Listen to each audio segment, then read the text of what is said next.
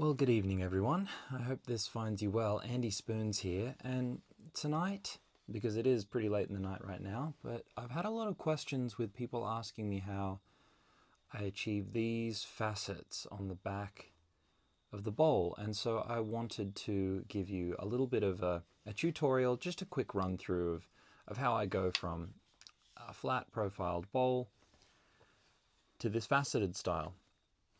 And it is quite simple.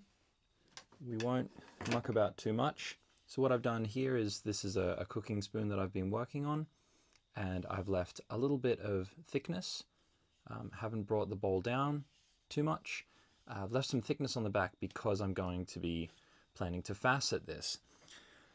So, like I said, it is really simple. I use a hook knife. This is my Matt White. It is called a faceting hook. Basically designed, Matt sent it out to me with kind of this in mind.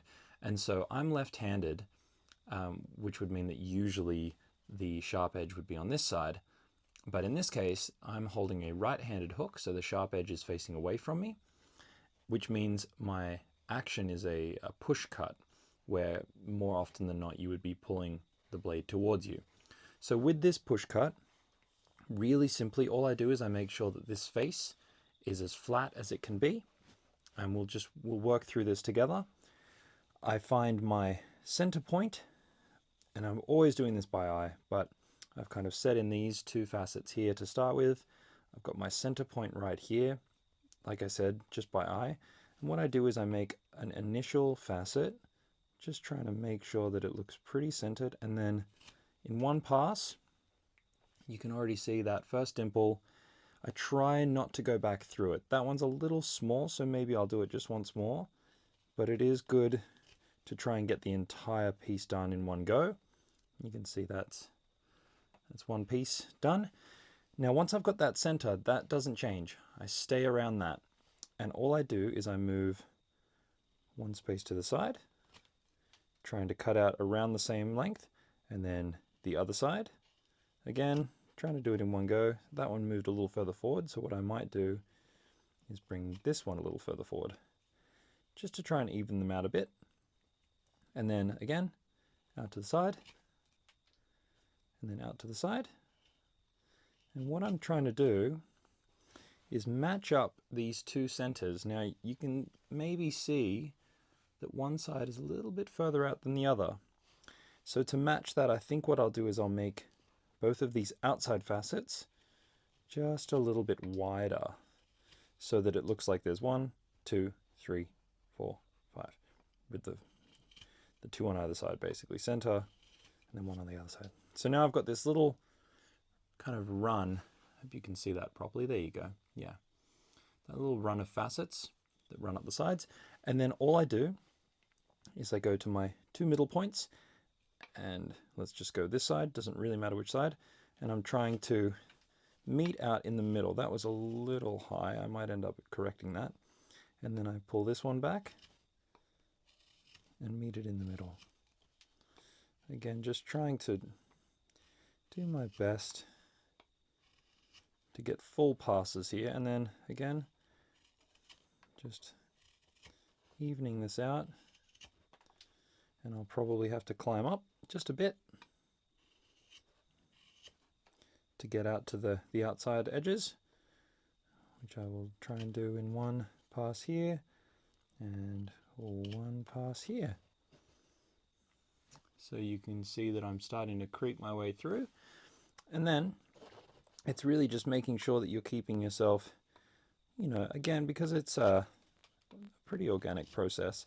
Start in the middle again, and then out, out, out, out,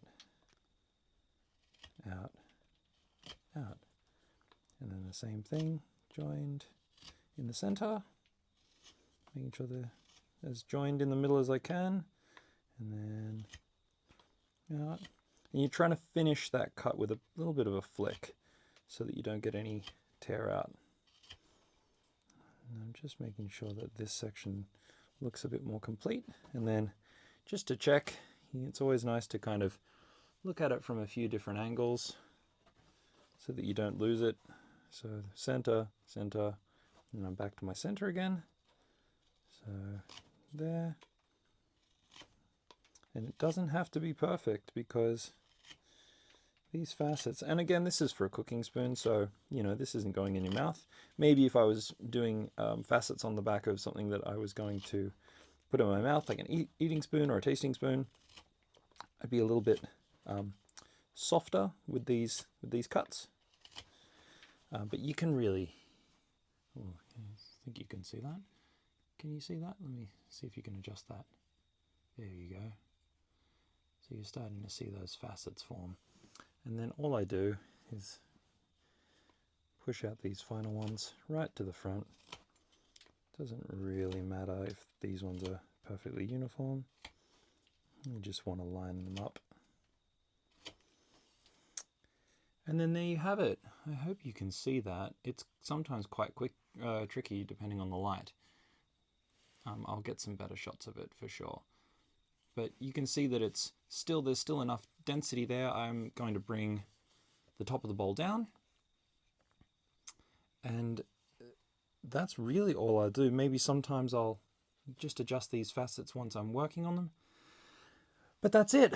I really hope that has helped some people. I know that I've had a lot of questions about faceting the back of the bowl, and I would love to hear your thoughts. If you do this a different way, please let me know.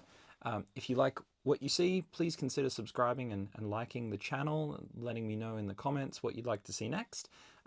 Feel free to check out andyspoons.com, and thank you again for watching, and I hope this finds you all so well.